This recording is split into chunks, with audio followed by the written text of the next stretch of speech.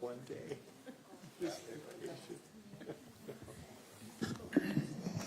What's that? Oh. Maybe the strategy.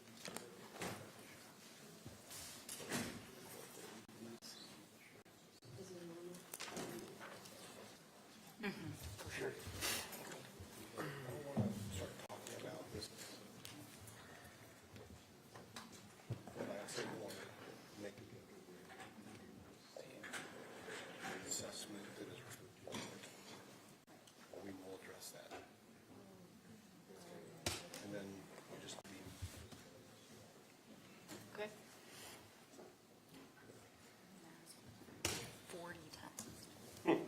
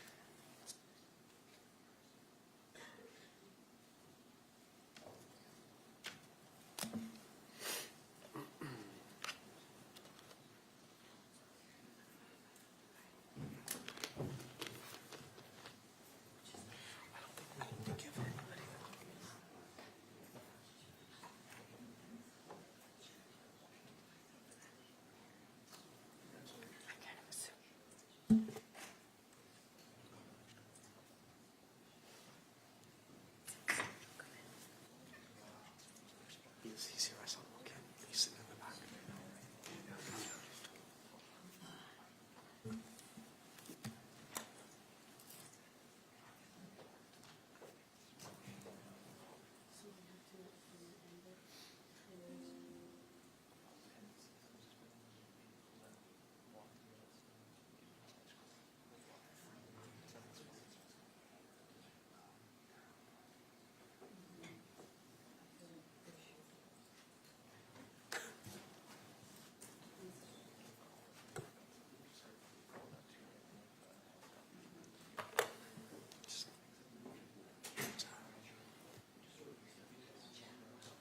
Roadblocks.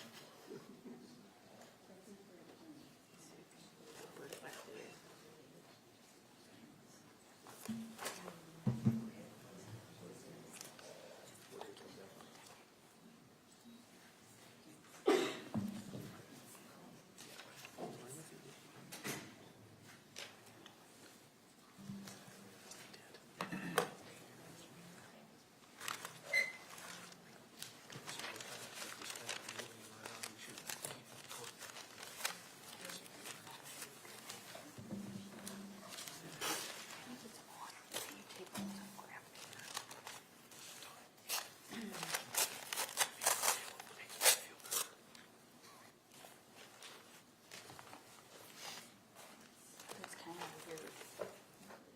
Like it, Weird. yeah, Yeah. sure.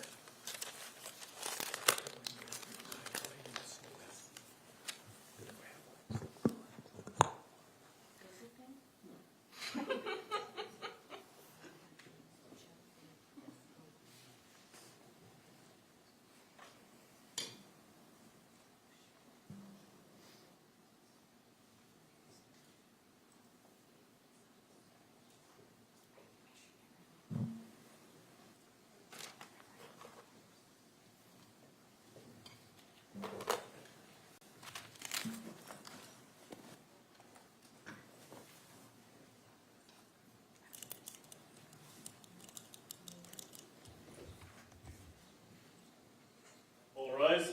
Court is being used now session. The Honorable Tony F. Rapp Jr. presiding.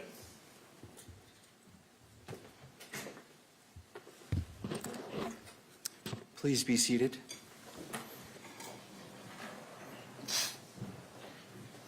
Court is now in session.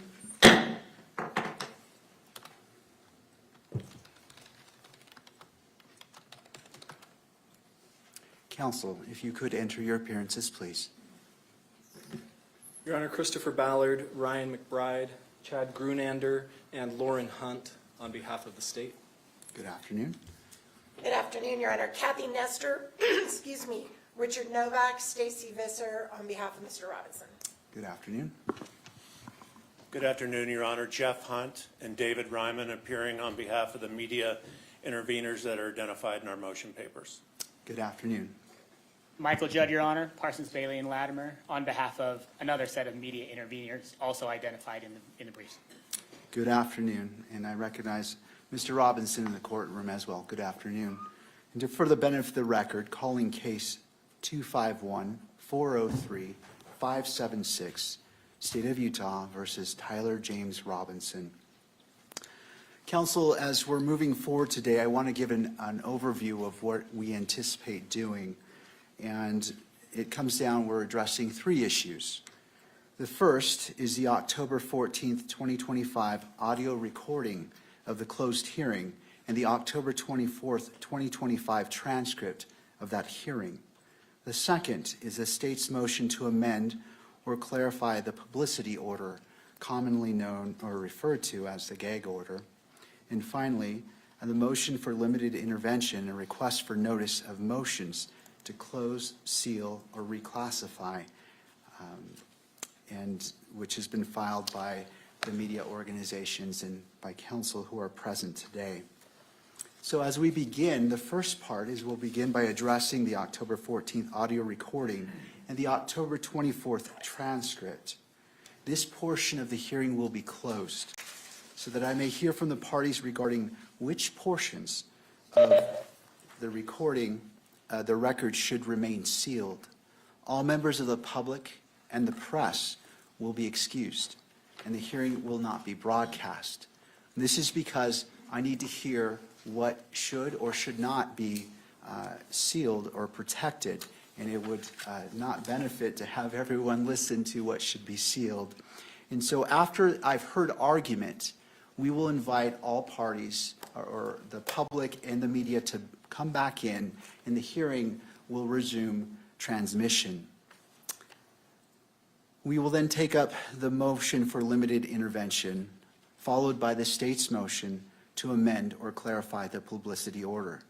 These portions, the last two portions, will be open to the public and to the press. After hearing argument on all three matters, I will take a brief recess and then return to issue my ruling today. We will then stand in recess. So at this point, we'll go ahead and excuse the public and the media, and it is the court's order that transmission be terminated temporarily.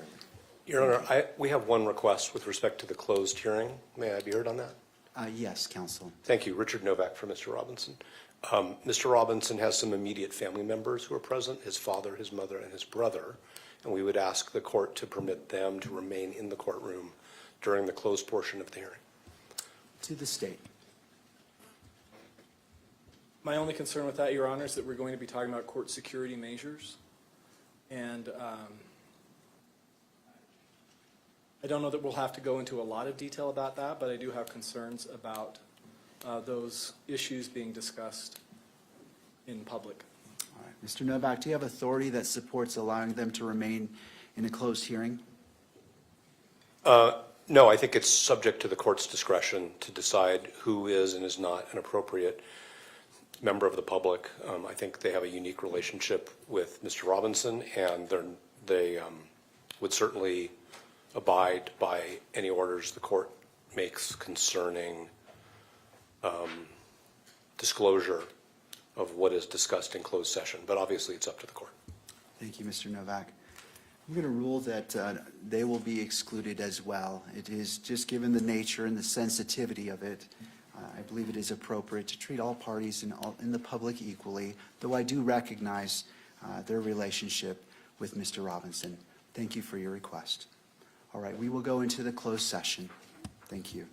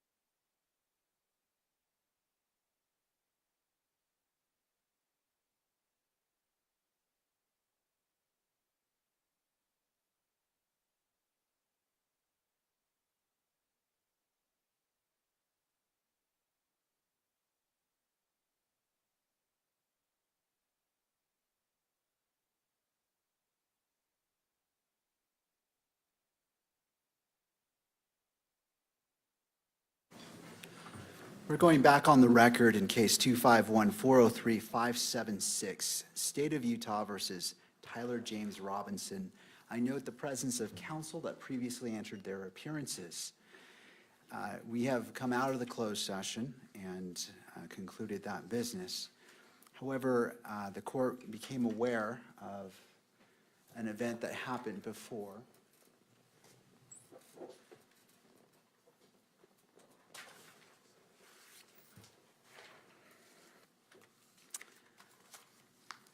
And my understanding was during the open portion of this hearing earlier that there was a violation of the standing decorum order as it relates to transmission of these proceedings. I want to hear from counsel, and then I will make a ruling concerning that shortly thereafter. Ms. Visser. Thank you, Your Honor. I'm referring specifically to Rule of Judicial Administration 4-401.01. This gives the court discretion to terminate or suspend electronic media coverage at any time without prior notice, if the judge makes particular findings and that the specific circumstances warrant it. It is our position, the defense position, that there has been a violation of the decorum order.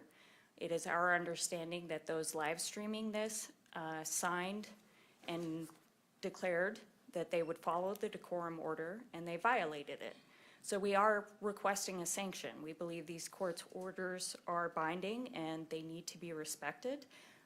We also believe that it threatens my client's right to a fair trial. It's the whole reason we filed a motion in the first place to remove his shackles. It's our understanding that his shackles are visible.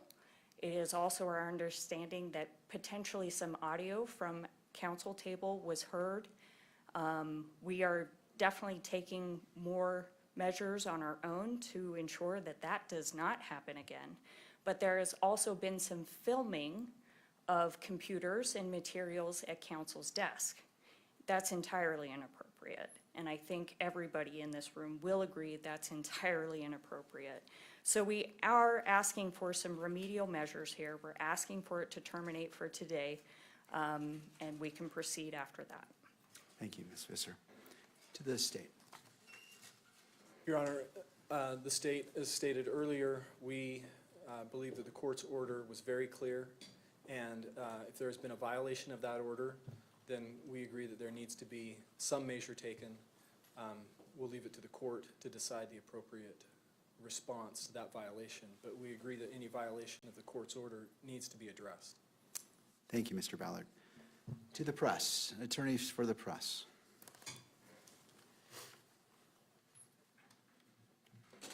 Your Honor, Jeff Hunt for the media interveners.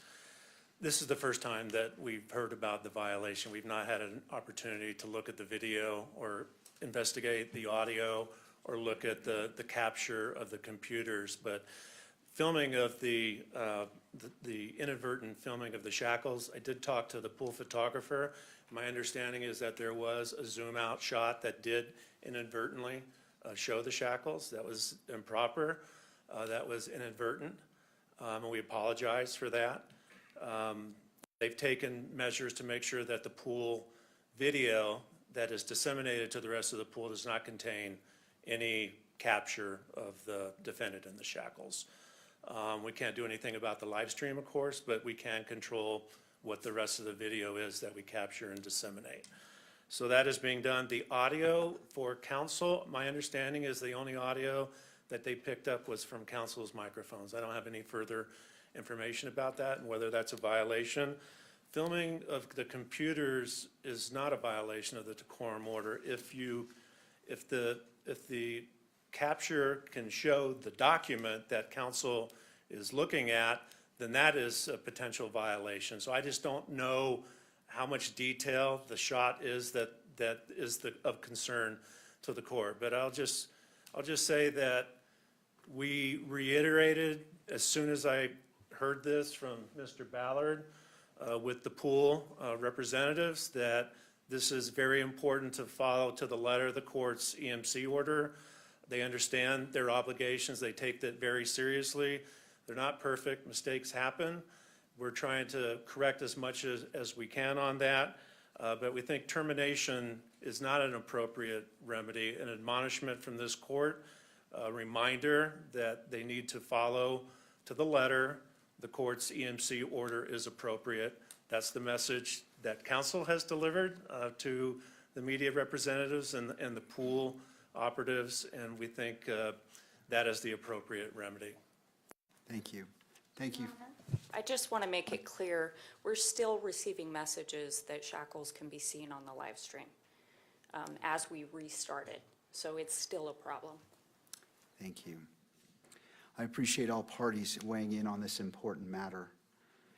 And I find that there was a violation of the standing decorum order that was in effect as of October 30th, 2025, based off what's been proffered, as well as the EMC order signed by the court. As previously stated by Ms. Visser, the court does have discretion in determining whether to terminate the broadcast of these proceedings, and again, if there's specific circumstances warrant such action, that the court would need to make findings in order to do so. I find that excluding the cameras from the courtroom would be disproportionate for this hearing. I find that making it very clear, first, that the transmission cannot begin until court is in session and must end as the court ends the session, and cannot be filmed before or after. The filming of, as previously stated in the decorum order and EMC, must be followed to the letter. The sanction for today is that this camera will be relocated away from defense table to where the bailiff is, where Jeff is standing over here. I want to immediately address any possible transmission of shackles, as previously stated by counsel, and remove the possibility of capture of screens of the computers at defense counsel's table as well. In addition, if there's further violations of the standing decorum order, this court does have the right and will exercise termination of broadcast of these proceedings. And I simply want to put all parties on notice, to the press, to all parties, that this court takes this very seriously.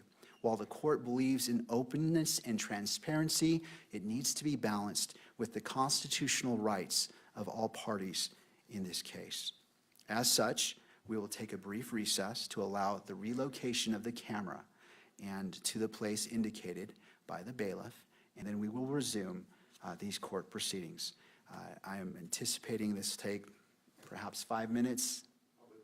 All right, and then we'll come back on the record and handle the remaining of this hearing. I appreciate the patience of parties as we move forward.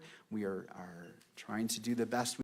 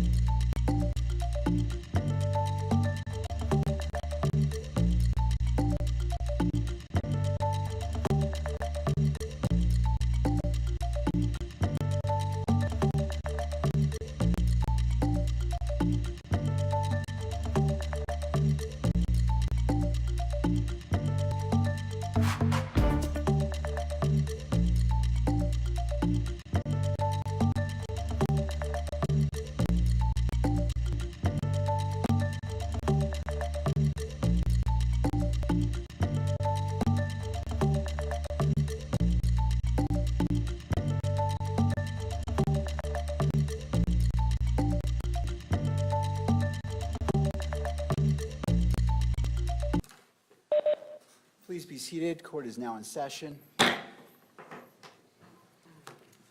All right, let's move to the next matter before us.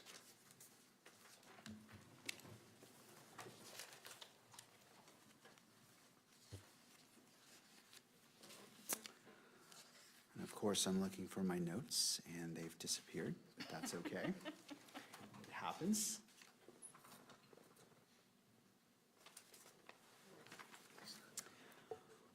All right, let's go ahead and address the state's motion to amend or clarify the publicity order.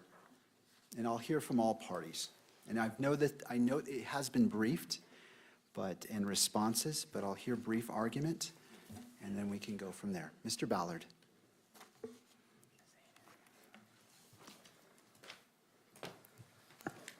Thank you, Your Honor. With respect to this motion, I think as we've expressed in the past, everyone in this room shares the same goal, and that is to ensure that there's a fair trial that happens in this case. And we recognize that the court's pretrial publicity order is intended to further that goal. And again, as I've stated before, the state plans to try this case once. The state is also committed to complying with its ethical duties with respect to pretrial publicity. We have complied with those duties. We will continue to comply with those duties. The issue we bring before the court here is that there's one portion of the pretrial publicity order that can be interpreted to reach beyond those ethical requirements and have the effect of being what would be an unlawful order, an unlawful prior restraint on speech. And our goal, therefore, is to get an order that's clear, that's lawful, and that the state has the ability to comply with. And the issue with the order that the state has is the use of the term witnesses in the order. We believe that term's vague and ambiguous. Does it mean anyone with relevant information about this case? Does it just mean those people that are going to be subpoenaed to testify in this case? Or is it limited to just the prosecution team? And I think as we've expressed in our filings, we believe that the court intended that that term just be limited to the prosecution team because that is the way that Rule 3.8 reads. Rule 3.8 of the Rules of Professional Conduct that deals specifically with requirements for prosecutors talks about investigators, law enforcement personnel, employees, or other persons assisting or associated with the prosecutor. So in other words, the prosecution team. And there's no rule or case law or statute that expands the prosecution's duties beyond that group, the prosecution team. So with respect to clarity, we're seeking clarity as to what exactly does the court mean by witnesses. And we think the court just means the prosecution team because if that term stretches beyond just the prosecution team, then the order as written, we don't believe is a valid and lawful order because it would result in a prior restraint on certain speech and at the very least would have a chilling effect on that speech. If the prosecution agrees that we have an ethical duty to take reasonable measures to make sure that those who are identified with the prosecution team are alerted to the requirements of the court's order and to make sure that they do not make a statement that the prosecutors themselves would not be able to make, a public statement. But if the order extends beyond that, then we have concerns because a prior restraint is an order that forbids certain communications in advance of the time that they are to occur. And as the Court of Appeals has recognized, the Utah Court of Appeals has recognized in State versus LM. And widespread publicity in a case does not itself justify a prior restraint. As The United States Supreme Court is recognized in Nebraska Press Association. There's no justification for a prior restraint unless it's clear that the further publicity, unchecked, would so distort the views of potential jurors that you couldn't find 12 jurors who could be fair and impartial. That's the high standard that applies in this case.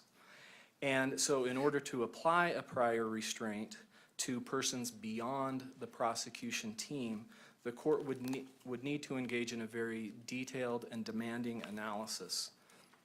The court would have to make a factual finding of necessity, that the speech that would be restrained poses a risk of material prejudice to the ongoing judicial proceedings.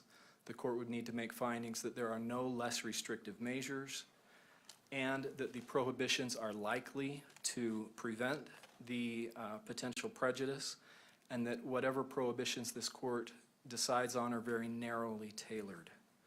And as the state has explained, the Spencer versus State case from the Arkansas Supreme Court that just issued earlier this year is very helpful, I think, on this issue in explaining the analysis that applies to various different people that might be associated with a criminal case. You have attorneys, that category of trial participants, certainly the court has the highest degree of ability to be able to restrain the speech of attorneys, and in fact, as I've expressed, the ethical rules require that. But when it comes to trial participants, like witnesses, the standards are more demanding as far as restricting the speech of trial participants. And as the Spencer case pointed out, non-attorney trial participants, the court can impose a restraint on their speech only to the extent that the court first finds that any speech by those non-attorney trial participants poses a serious and imminent threat of material prejudice to the ongoing proceeding. And I think the court also needs to note that there are several people associated with this case who have very significant interests in exercising their First Amendment rights in talking about how this case has affected them. And of course, can't say that one person's First Amendment right is more important than another person's, but there are certainly some people here who have a larger, some people involved who have a larger or a greater interest in speaking than others. And so I think the court needs to take that into consideration if this order is meant to apply beyond just the prosecution team. And then finally, as far as making the order, so we need a clear order, we need a lawful order, and then we need an order that the state can actually comply with. And the state recognizes that there are serious sanctions that this court can impose for violations of a court order, as we've just seen. And so we want to avoid these. We want to avoid litigation over whether there's been a violation of the order. And as it stands right now, we don't believe that there will be any issues if the court limits the term witnesses to just the prosecution team. We can comply with that order.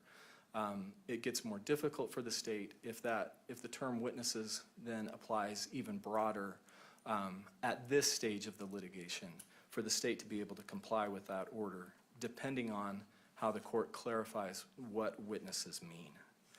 Does the court have any questions for the state? No, thank you, Okay, thank Mr. you. Ballard. Mr. Novak. Thank you, Your Honor.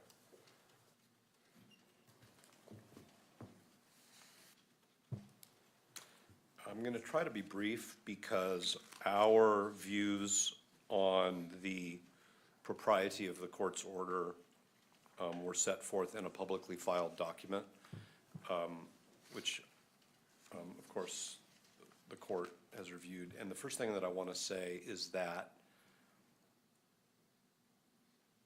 the order that the court issued is not a prior restraint on any member of the public, and it's certainly not I think as the state's motion suggested, some sort of a prior restraint on the press. This has nothing to do with the press. The order, as we noted in our papers, is directed at the conduct of and the court's expectations for counsel. So even if, under that order that the court issued, somebody who we could all agree is a witness within the court's definition of that, made public statements which implicated Mr.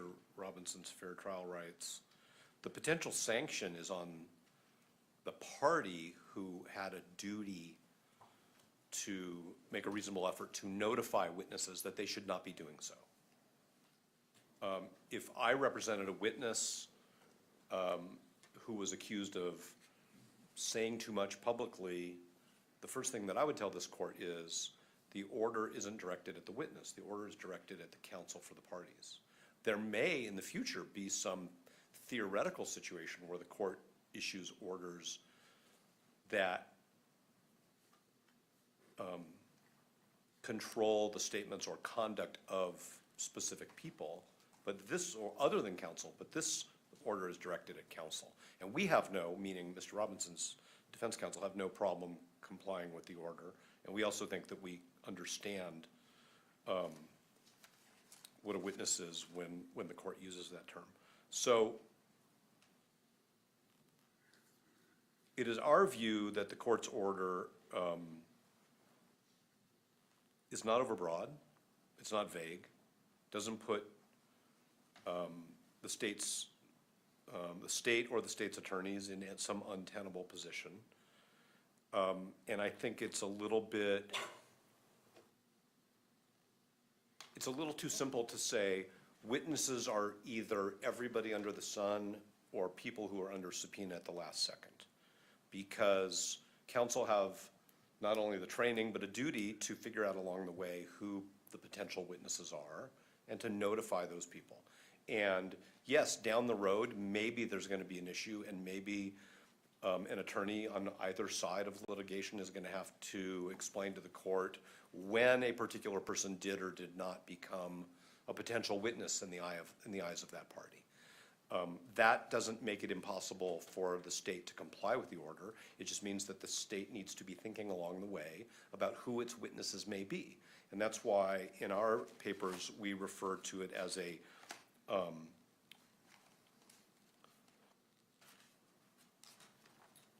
potential lay witness, because we believe that the court intended it to go beyond members of the prosecution team, which are law enforcement officers, retained experts, retained consultants,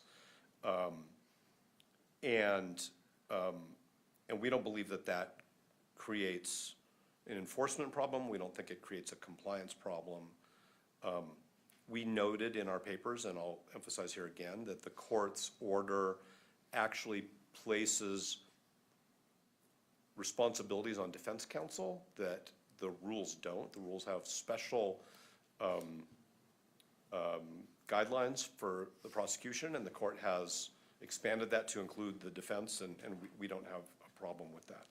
I also think that the standard that the state is suggesting for when a potential lay witness, as we've defined that in our papers, may make public statements that violate the court's order.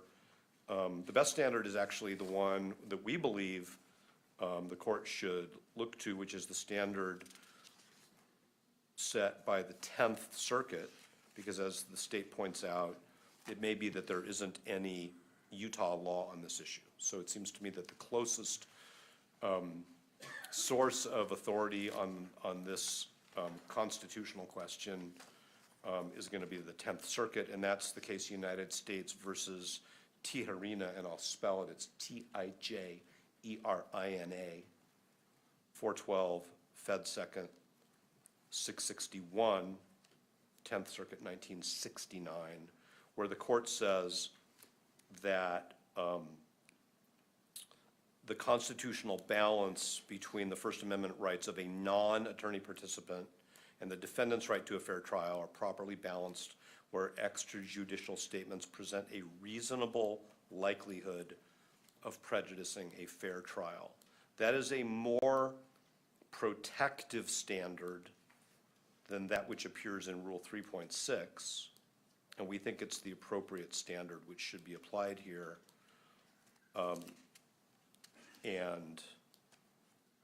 That's part of, as we've told the court before, a motion that we will bring, because we actually think that while the court's order is wholly appropriate, it's not vague, it's not overbroad, it's not a prior restraint, and it doesn't create a lack of clarity for the state, we would like it to be a little bit broader in other areas, especially concerning the standard to be applied and the definition of what is the prosecution team, but that's not germane to here. So we think that while we understand the state's concern, we think that their motion should be denied.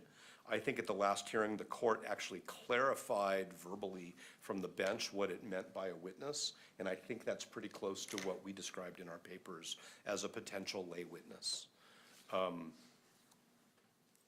So I feel like if I say anything more, I'm gonna be reiterating again what's already in our papers. If I've muddled it, I'm sure the court will tell me and I'll clarify it. I hope I haven't. Thank you, Mr. Novak. Okay, thank you. All right, and we'll turn to the last matter. Anything further, counsel?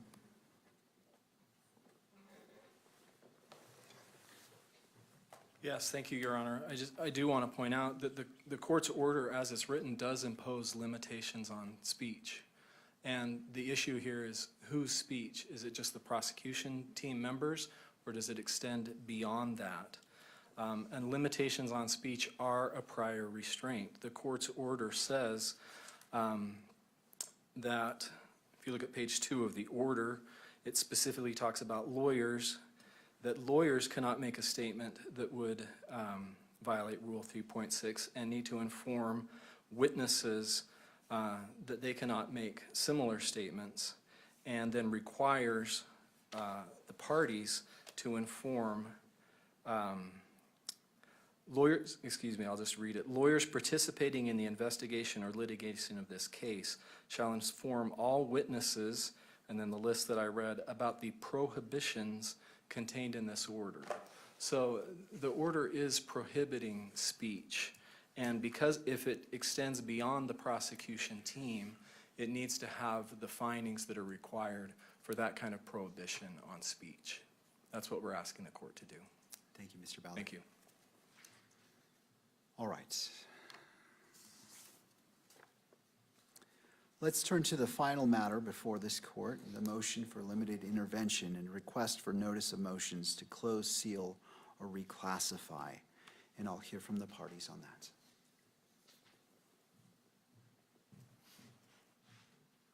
Thank you, Your Honor. David Ryman, representing the news media. Mr. Judd and I represent different groups of clients, so I'm going to invite him, if I miss anything, to weigh in after I'm done. But my intent, the issues are basically the same, so my intent is to address them for all of the interveners at once, and I'll be very brief. We have only ever sought, in this case, limited party status. That is what we do in every high-profile case that involves these type of closure issues. We are not seeking to be parties for all purposes. We are just seeking to be parties for the purpose of showing up and being heard, which we unquestionably have a right to do. We unquestionably have standing. That is settled law in Utah. And the last filing at least, that we got from Mr. Robinson's team that just came in, I don't know if it was a couple days ago, basically gets there at the end where it says, look, if you're gonna grant them intervener status, it should just be limited. That's all we've ever sought. And so the question that was raised in the only case that they cite, this FL case from the Utah Supreme Court, that addressed whether we wanted to allow full party status under Rule 24 of the civil procedure rules in a criminal case, they said we don't need to do that. The woman in that case just needed limited party status. And so in a way, we're not really, the state really hasn't disagreed with this either, but we're not really disagreeing with Mr. Robinson's team. We have explained in our papers, we've cited the court to extensive authority saying that this is the procedure to use. It's the most efficient procedure to use. Otherwise, I don't know what exactly the suggestion is for Mr. Robinson's team that we're supposed to do from here on out, but it kind of sounds like just this sort of ad hoc, show up anytime you happen to see something on the public docket that might affect the public's rights, and that's just not the orderly way that this typically happens. The other thing, as I've mentioned in our papers, that it does is it allows for the media to be able to take an appeal of a closure issue without having to rely on the court's extraordinary writ jurisdiction. And that was what they had to do in either Kearns Tribune or Bullock, where the media was not granted party status.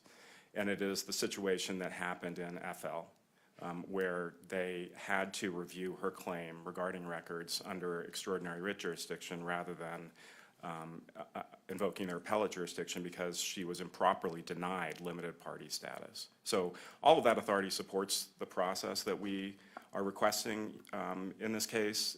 We think it's the most orderly way to do it, and I'll end just by saying, you know, there's been some discussion, and especially from Mr. Robinson's attorneys, about what rule it is that you need to do this under, whether Rule 24 applies. They seem to suggest that it doesn't. I will just point the court to two different rules that give you the authority to do what we're requesting aside from Rule 24. Rule 24 is in the civil procedure rules, but Rule 81, and particularly subsection F of that rule, says that the rules of civil procedure govern in criminal proceedings where they don't conflict with a rule of criminal procedure. That's the case with Rule 24. That's why courts in criminal cases have relied on that rule. The other one is Rule 31, and that's in the criminal procedure rules, and that gives this court the discretion, if it's not inconsistent with the rules, to fashion remedies and to deal with civil procedure, it's not civil procedure, but rather just procedural matters. And so that is essentially what happened in the FL case, which is that, you know, whether you do it under Rule 24, whether you do it as a judicially created, you know, remedy, it doesn't matter. It's the same, it gets to the same place, which is just that we are interveners for the very limited purposes that we've set forth in our order. We're not going to be here at every hearing arguing, you know, we didn't take a position on the gag order motion that you just heard. We are only planning to appear and argue so that the court has the benefit of someone who's representing the interests against closure. Because as you know, and this is sort of why we're here today, a lot of time this just happens by stipulation. Because these, you know, the state and Mr. Robinson's lawyers, they may not want to fight over a particular issue. And so it really is a situation where no one really represents that interest. And the purpose of this whole process is to give the court the benefit of the briefing that we've submitted and the benefit of arguments to represent the public's right to attend these proceedings. So unless the court has any questions, that's all I have. Thank you. Thank you. To the state, Mr. Ballard.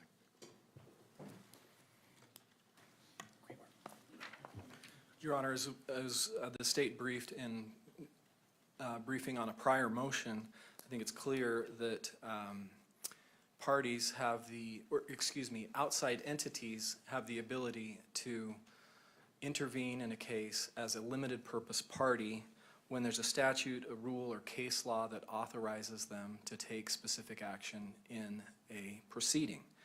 And there's well-established case law that allows the media to intervene, to be able to appear and be heard on matters of public access to court proceedings and to court documents. And Rule 4-202.04 of the Rules of Judicial Administration also make it clear that the media can appear and do just exactly what they've done in the closed session that we held earlier. So it doesn't make them a capital P party to the case, it makes them a limited purpose party, and they certainly have the right to be able to do that. Thank you. Thank you, Mr. Ballard. Ms. Visser.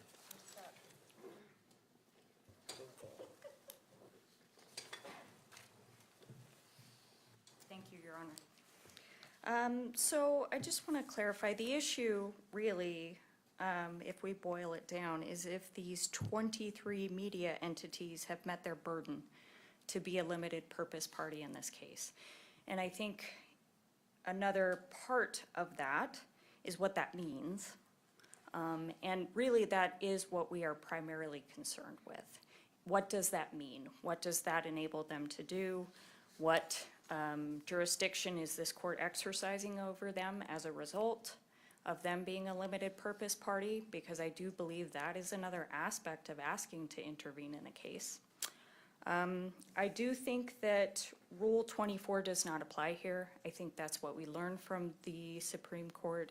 They don't want individuals using Rule 24 of the Rules of Civil Procedure because it's too expansive. It's about broad entry into a case for many purposes. In the instances where our courts have allowed intervention into civil cases, and I want to be very clear here, the case law is in the civil arena. There are very few instances where we're dealing with this in a criminal case on appeal. So we're a little bit in the dark, and we're asking this court to kind of wade through and make a decision that potentially hasn't been made before. But I would ask the court to be very clear, no matter what it does, on what the media can and can't do in this case. And it sounds to me like the media has somewhat conceded that their role in this case is under Rule 4-202.04, and their role is to have a voice regarding closure, which has already happened today and will surely happen again. We have no objection to that. And to be clear, we're not objecting to the court's order about notice. We will provide notice. We will follow the court's order. We have no problem with it. But we do want this court to make the procedure very crystal clear. We want time frames. We want orders saying this is when you need to respond so that we don't end up with filings like we did this week, very shortly before the hearing, that we have to rush to respond to.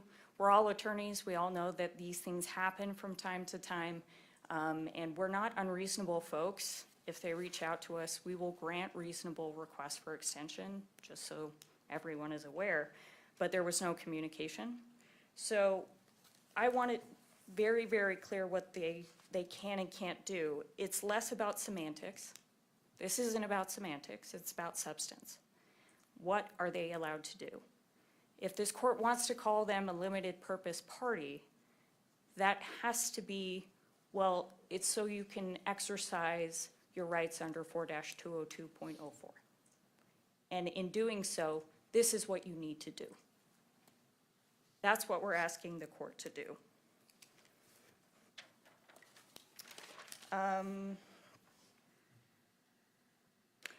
And I also have some practical concerns that maybe need to be addressed with the court's clerk. For example, are we adding all 23 media entities to the court docket? Will they have access to all of the filings? I have had instances in the past where, unfortunately, parties have been added to a case and still receive documents that are intended to be private or non-public. I'm very concerned about that.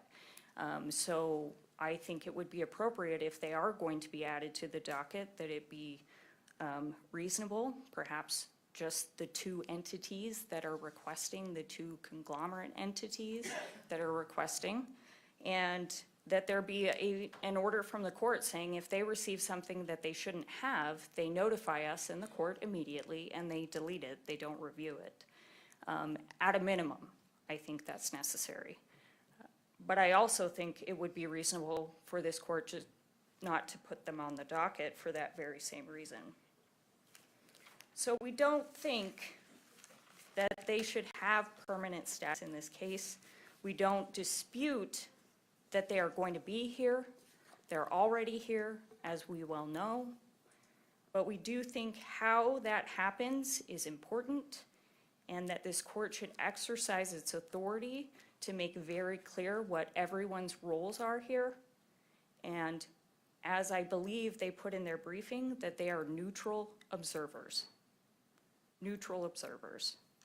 We don't want the chaos that is out in the media in this courtroom. So whatever this court can do to prevent that is what we're asking. Does the court have any questions for me? No, thank you. Thank you.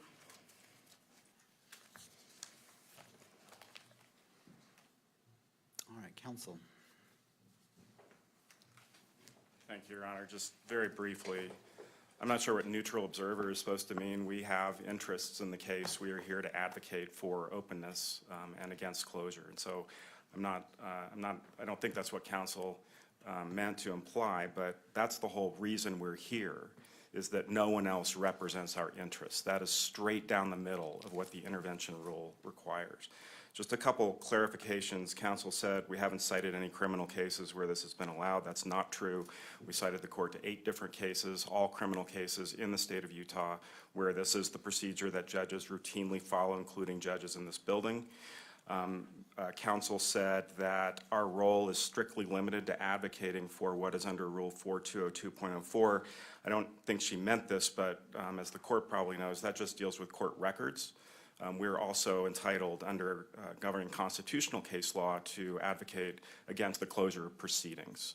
And that rule does not technically apply to proceedings, it just applies to records. So just to be clear, but I think we have been clear, and this is all, I mean, there wasn't a whole lot of daylight between what counsel was just suggesting our role should be and what we've asked for, you know, which is just if they file a motion that seeks to prevent, that wants to classify something as non-public, like they did last night with the motion to disqualify. They were able to at least provide that to us. It's not very hard to send an email. That's all that we've asked for in terms of the notice. And then we have the right to be heard on those issues. And so I didn't really hear from counsel any reason why we should not be granted limited party status in this case, other than just some sort of, you know, confusion on their part as to what that would actually look like. I don't know how the clerk deals with parties on the docket. I assume you guys can sort that out. Typically, when we intervene on behalf of the news media in cases, they are listed because they are limited purpose parties. But the court can, you know, if it doesn't want to hear from us on a particular issue, it can certainly say that. I mean, we don't have any interest in weighing in on aspects of the case that don't have anything to do with the public's right to know. And so I didn't really hear an argument against what it is that we are asking to do. Just one last point on, well, 2 things. One is that counsel's chastising us for filing something late. I mean, this was a stipulated motion that got us here today. We weren't asked to weigh in on it. It was submitted to Your Honor with an order, you know, which they just assumed you would sign because it was stipulated. It was only because this court said, no, I'm not going to do that. I want to actually hear from the parties that we weighed in. So this was not your typical, like, deadline where we were invited to weigh in and just didn't. Last thing is, in terms of docket access, you know, Mr. Hunt and Mr. Judd and I are all officers of the court. If the court says you can have access to things that the parties are seeking to classify as non-public, but you can't share them with your clients until further notice from the court, that's fine. Some judges do handle it that way. Sometimes we just, you know, if they don't concern closure, sometimes we don't weigh in at all. But, you know, when they file things that they say we need to file this under seal and we're not allowed to see it, then the briefing for you is not super helpful, you know. And so typically the way this happens is we are allowed attorney's eyes only access to, you know, documents just like the state and the defendants would be. Their counsel can see things that are non-public, and we don't share them with our clients unless the court orders otherwise. And typically, if the court decides, no, this really doesn't need to be filed under seal, then we can provide it to our clients at that time. But this idea that our clients are somehow going to get access to things that are non-public, that's just not the way this typically works. If they're not public on the docket, if they're public on the docket, anyone can get them.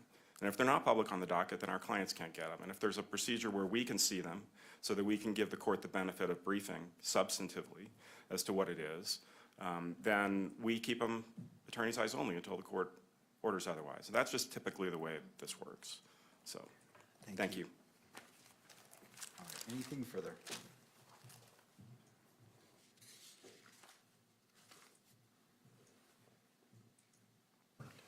Your Honor, I'm not going to belabor what's already in the briefing. I do think it's concerning to just cite to a bunch of trial court cases without providing any pleadings or context for what occurred in those cases. I can't argue against what happened in other cases. This is our case. Our case is different. This court has already acknowledged it. There are many interests. We have concerns about leaks, information getting out that shouldn't be out. I think those are valid, and our concern is access. I'm not impugning the integrity of these gentlemen. I'm sure they would act as officers of the court. But the more this court controls the information that ultimately it determines to be private, the more able we are to identify if there are leaks, if there's information that's getting out that shouldn't be, and who did it.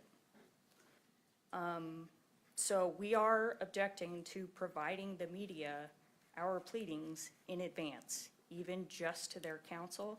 We don't think that's appropriate. I don't see any authority for that. We're asking the court not to consider that.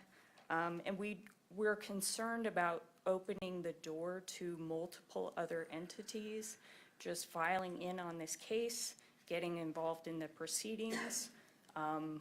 We don't know exactly what media means either.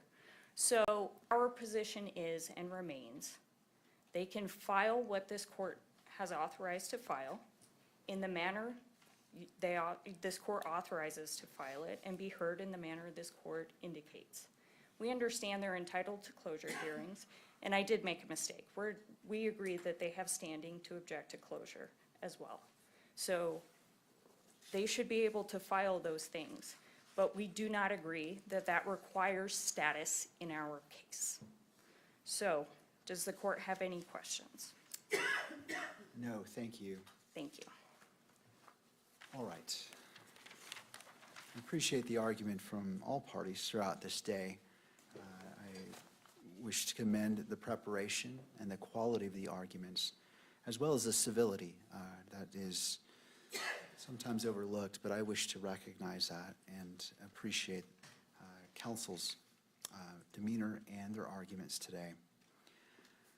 I previously stated when we began that I would be issuing rulings on the first issue.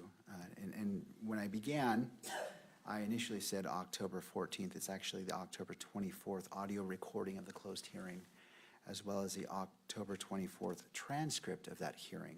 And so I wanted to create, just make that small correction. But given the in-depth and necessary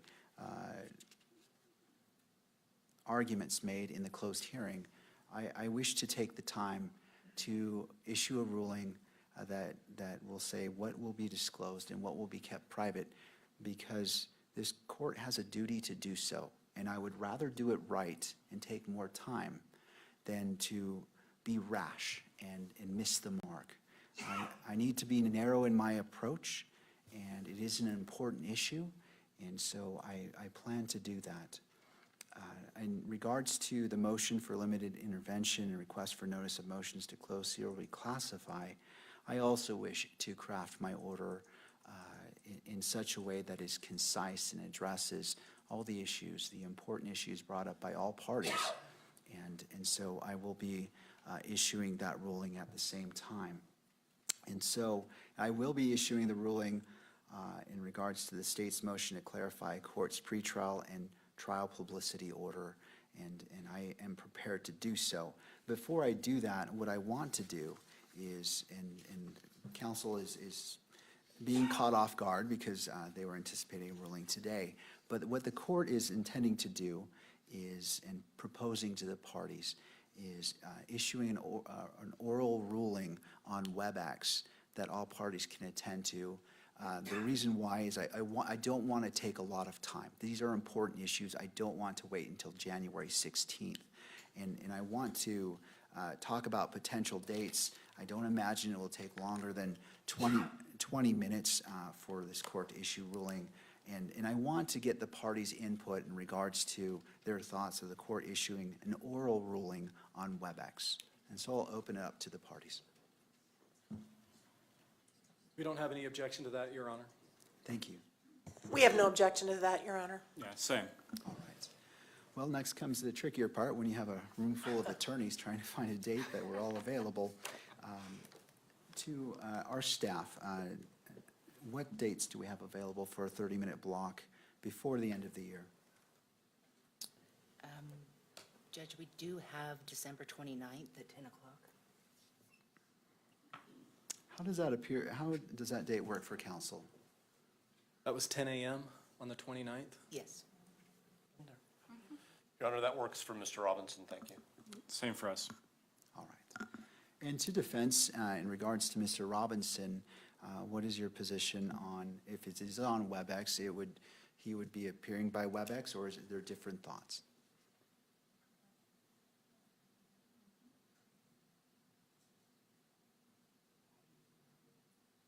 Your Honor, if we could just have audio only for Mr. Robinson to appear, since we will not be present, I would rather not have him in the courtroom without counsel present. All right. Thank you. I appreciate that. So we will set the court's ruling on those two issues for December 29th at 10 a.m. And note that it will be audio only for Mr. Robinson per defense's request. And to the last issue is, well, before I issue my ruling, I anticipate, and counsel, are we still on the same page in regards to our January 16th hearing? Are we planning for that? Your Honor, we are. We believe that most likely what we would anticipate doing is on January 16th, arguing our motion to disqualify the county attorney's office, which was just filed. That should give them enough time to respond to that. And also possibly, we anticipate filing our own motion about the pretrial publicity order that has a little bit different take on it. That should be filed in plenty of time for us to argue that on the 16th as well. I think we have set aside the 30th, and that might be the one we want to save to argue our anticipated motion that's coming about keeping cameras out of the courtroom. And we will, I imagine the media will, depending on the court's ruling today, will want to weigh in on that one as well, and that would give them enough time as well. So that would be January 30th. All right, and before I go to the other parties, the January 30th date, there was some complications, and so we have to find another date. Okay. And so I just wanted to let all parties know before we lock in our schedules, what dates do we have available for a 4-hour setting?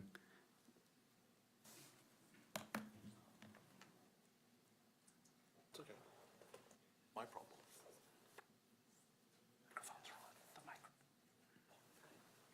And counsel, I appreciate you giving me that roadmap that helps plan, so it allows the other parties to take in consideration dates and filings as well.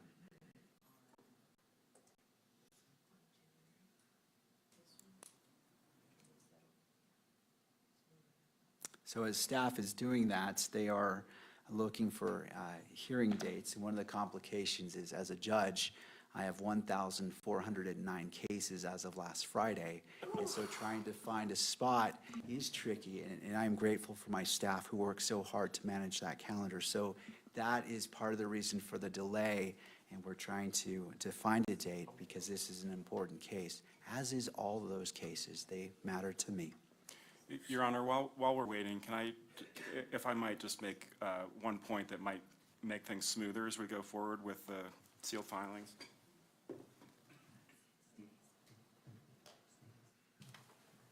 Just to Ms. Nestor's point, Mr. Novak earlier mentioned something about a redacted motion to disqualify, and I don't know if that is something that they're planning to file, but I was just going to say, sometimes, you know, what we heard earlier about that particular incident is probably not something that we care that much about in terms of what they would redact.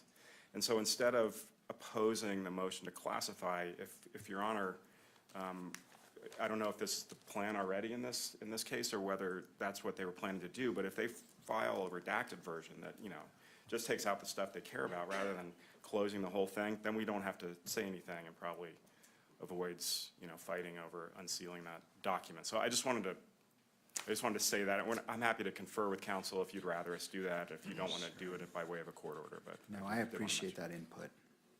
I'll hear from both parties, and then we'll get to the date. Your Honor, I do anticipate going through and seeing what we can redact and working with the state on that as well, and with media council, so. All right.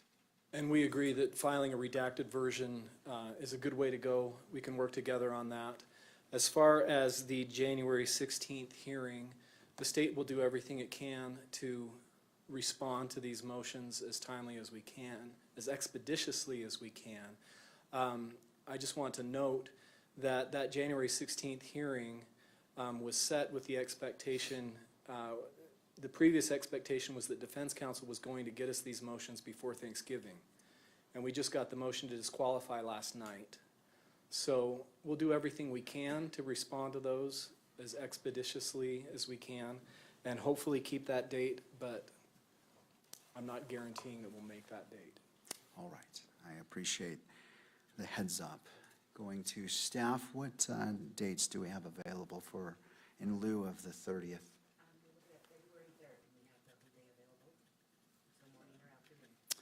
February 3rd, morning or afternoon setting?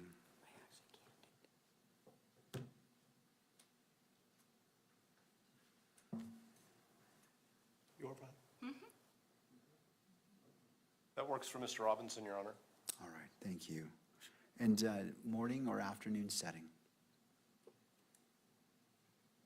Either works for us, Your Honor. All right. As well as for the state, we're available on the 3rd. The anytime. afternoon would be better because it may be that it reduces travel time. All right, well, it is always nice when all parties agree. So we have February 3rd at 1 p.m. It is anticipated to be in person, and Ms. Nestor, is Mr. Robinson planning on appearing? Yes, Your Honor. All right, thank you. All right, that concludes that particular issue about future dates, and I appreciate council working with me on that. We have December 29th at 10 a.m. for the court ruling on these two issues, and that will be via WebEx. And then February 3rd, January 16th, I believe that is at 1 o'clock. Is that correct? All right, that's in person as well with, I believe, defense has indicated Mr. Robinson will be present as well. And finally, February 3rd at 1 p.m., and also indicating that Mr. Robinson will be present. And in regards to the final issue, the ruling on the state's motion to clarify court's pretrial and trial publicity order. This is the order of the court. The court issued a protection order regarding pretrial and trial publicity in this case.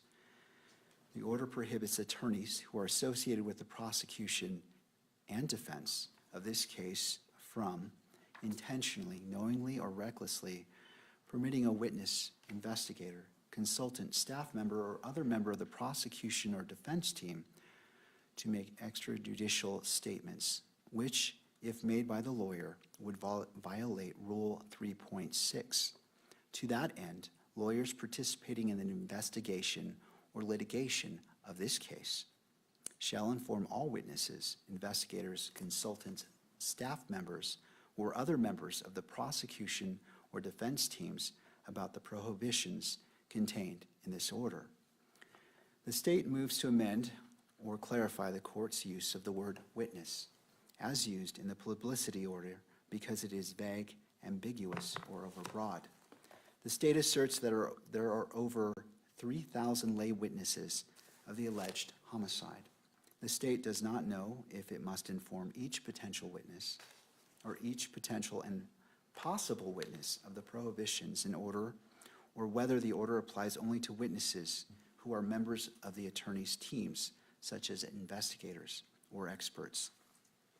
Due to the potential confusion, this court grants the state's motion and offers the following clarification. The word witness, as used in this order, applies to all witnesses who are part of the prosecution and defense teams. This includes any witness, including lay witnesses, whom the prosecution or defense has a good faith belief will be called to testify at a hearing or trial. The court also clarifies that the publicity order as written regulates the behavior of attorneys who are associated with the defense team or the Utah County Attorney's Office.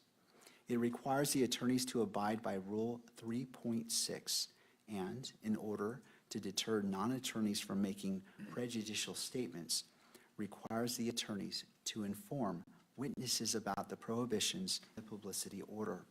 Informing witnesses about the prohibitions in the publicity order is a necessary step.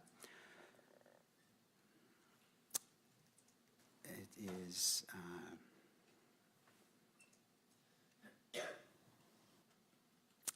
one moment as I regain my place as I read. Informing witnesses about the prohibitions in the publicity order is a necessary step toward not intentionally, knowingly, or recklessly permitting witnesses from making prejudicial statements. The publicity order does not regulate the behavior of any person who is not an attorney associated with this case. And this order will be signed today by myself and made public. Counsel, is there anything further that we need to address today? Thanks, Your Honor. Yes, just the matter of having Mrs. Erica Kirk designated as the victim representative in this case. She has filed through her counsel a request to be designated as the victim representative, and we would like the court to formally acknowledge that request and formally designate her as the victim representative. And I guess along those lines, I wanted to make clear as well, I think this court stated earlier that there was an alleged victim in this case. And I know that there is case law talking about being careful about how we refer to victims and alleged victims. But in this case, that case law makes clear that those cautions don't apply with the same degree, where it's clear that we have a victim who was killed in this case. We don't have an alleged victim. We have an alleged perpetrator, but we do know that we have a victim in this case. Thank you, Mr. Ballard. I'll hear from the parties. Your Honor, on behalf of Mr. Robinson, we certainly think it's appropriate for Mrs. Kirk to be designated as the victim representative, if that is the desire of the state, just so there can be no doubt that she's afforded all of the rights assured to her under our state statutes, and we have no objection to that. Thank you. Thank you to all parties. This court will recognize Ms. Erica Kirk as the designated victim representative in this case. Thank you. Counsel, I believe that concludes our matters for the day. One Or more maybe matter, not. Judge. I can take the podium, Judge? Yes, Mr. Germander. The purpose, I want to just give the court an update with respect to discovery. We've done that at previous Thank you, I hearings. appreciate that. The state has received approximately 13,900 files from law enforcement in this case. Approximately 300 of those we believe are duplicates. We have since provided to counsel, as of I believe this morning, 7,951 of those files. For the court's information, we had reached close to 100% had been disseminated as of last week, but we received quite a large batch within the last few days. So we were working on that. We still have a full-time paralegal that's dedicated to reviewing that, organizing it, Bates stamping it, and sending it out to counsel. Of course, there are necessary redactions that are being made along the way. Our next real hearing in this case, second matter, our next real hearing in this case is not scheduled till January 16th. We understand the court's caseload. We understand the difficulty of finding dates for a preliminary hearing. And we would like to make a request that the court calendar a preliminary hearing in this case. All right. In regards to, and I appreciate the heads up and acknowledging the busy calendar of not only the court, but all of you. What, first of all, how many days does the state anticipate, which helps us in our calendaring efforts? Judge, given that it's a probable cause standard, and all the inferences go in favor of the state. The state is asking for 3 days. We believe that we can present the evidence required to meet that standard, and that would also allow the defense to cross-examine witnesses and argue that standard. Thank you, Mr. Gernander. Turning to defense, what are your thoughts? Your Honor, we were not aware that he was going to make that request today. We do have one more member of our team that's not present that we would need to consult with. I don't know when he's talking about, but I don't see how we can set it until all the discovery has been received. And also, we do need to deal with the disqualification motion, just in case. So it doesn't seem like a good idea to set it before we have the disqualification hearing. We were only talking about a month from now. I think that should probably be resolved before we set any dates.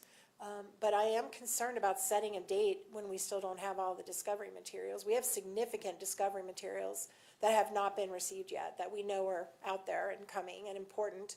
And we have to, have time to review it all and absorb it all.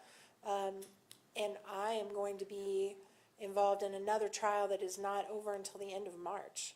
So that's going to take away my ability to work and process through discovery and communicate with our team. So it seems to me that with the understanding of what Mr. Gernander's trying to accomplish, that maybe we come to the hearing on the 16th with an idea about, we can have some conversations with with Mr. McBride and also with the paralegal that's dealing with all the discovery, and see realistically when we think we're actually going to have the vast majority of the discovery materials to us, and how long it's going to take us to review it all. So maybe we could just come prepared in about a month to try to accomplish that. Mr. Gernander. Just 2 points, Judge. Sometimes I feel like we as practitioners sometimes lose sight of the purpose of a preliminary hearing. It is a probable cause determination. The primary purpose, according to case law, is to ferret out improvident prosecutions. So again, it's a probable cause standard. We are working as hard as we can, being very diligent with respect to collecting and disseminating discovery. Rule 16, subsection 2, speaks to the timing of mandatory disclosures. And it is it's a continuing duty. So as far as complete discovery being provided, in a case like this, complete discovery is going to be ongoing until probably trial. There are times when things become available during trial that are discovered to opposing counsel. But it says here, the prosecutor's disclosures must be made as soon as practicable following the filing of an information, except that a prosecutor must disclose all evidence that the prosecutor relied upon to file the information within 5 days after the day on which the prosecutor receives a request for discovery from the defendant. That's been accomplished. It then says, in every case, all material or information listed under paragraph A1 that is presently and reasonably available to the prosecutor must be disclosed before the preliminary hearing. So we are in the process of that, collecting it as quickly as possible, making any necessary redactions, and moving it to the defense as quickly as possible. But complete discovery is not required before a preliminary hearing. We have to provide it as quickly as possible. We have that duty, and we continue to do that. So we think we can schedule a preliminary hearing and work towards that. I'm aware of Ms. Nestor's schedule. I know she's going to be in trial, I think, in February and March. And I'm probably overestimating the availability of the court's calendar, but the hope would be sometime in April to schedule a preliminary hearing. All right. I'll submit it, Judge. Thank you. Your Honor, can I just clarify one thing? I mean, the county attorney has made a decision, very public decision, to announce their intent to seek death the day that there was an arrest, which means that that obligation to provide us with the probable cause for everything they relied upon to charge applies now to their intent to seek death. And we're nowhere near getting that material. So that was their decision to release that. Normally that decision is not made until 30 days after a preliminary hearing. They made it in advance, and now they've got an obligation to tell me their aggravation and what they've relied on to make this a death penalty case. And we have not received that. So I'm waiting, but I'm just laying that out there for now. Thank you. I appreciate the arguments from all sides. I do not find there is any prejudice in setting a date for a preliminary hearing. It is not set in stone, and it certainly can be moved. I recognize that the parties have a lot of obligations, but I also recognize the importance of this case moving forward, and if nothing more than this is a goal for the preliminary hearing. If it needs to be changed, the court understands that. That is what happens a lot in the criminal calendars and criminal dockets. What is a date that we may have available for a 3-day setting for a preliminary hearing? Judge, the first week that we would have available is the week of May 18th. We do also have a week of some days in June. We could accommodate. We do not have any in July.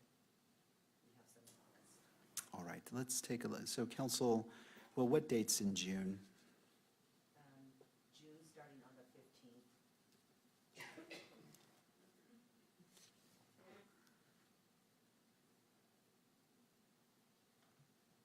All right. Council, I'll turn to you. Again, this is a goal. This is not a date that if we can't meet, there's any prejudice that will be attached to a party.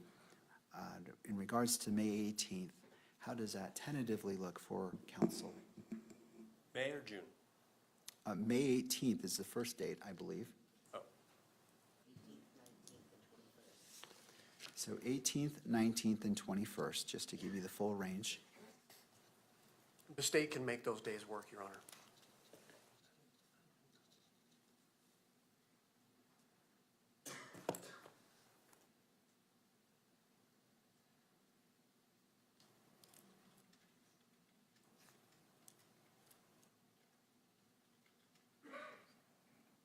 Okay, perfect.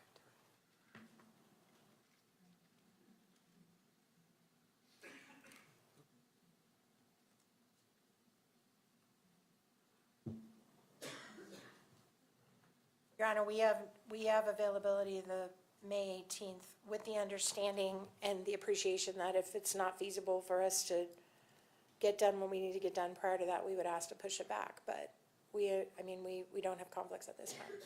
All right, thank you. So May 18th, May 19th, and May 21st.